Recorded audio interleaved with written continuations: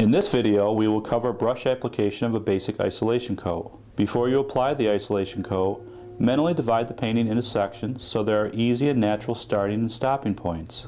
This allows us to complete an area of the work and move forward without much risk of drying time issues. Begin by pouring out some of the isolation coat into a wide flat pan. Load your brush about 1/3 of the way up the bristles so that you maintain good control of the product. For this demonstration, we are using a watercolor wash brush with good memory.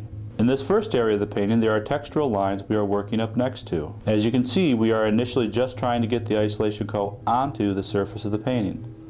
This allows us to keep everything wet, and then we can focus on evening out any puddles or brush strokes. Now we have jumped ahead a little. Look at how we are following the curved lines of the painting. Following the movement of a work masks any brush strokes that may have not leveled. However, since the isolation coat is thinned with so much water, there often are very few, if any, brush strokes left behind.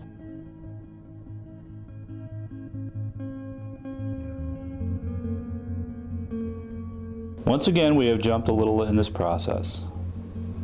Now we are following a long straight textural line at the bottom of the piece. See how we are predominantly moving forward across the painting and leaving the first area alone.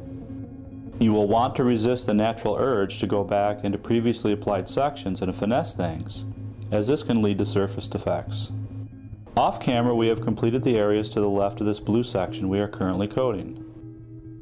On even larger pieces than this, it may be challenging to coat the entire painting without running up against some tricky spacing issues.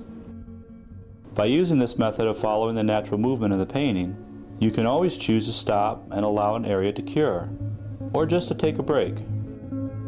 It will be almost impossible to see lap lines because they follow the brush strokes already in the painting.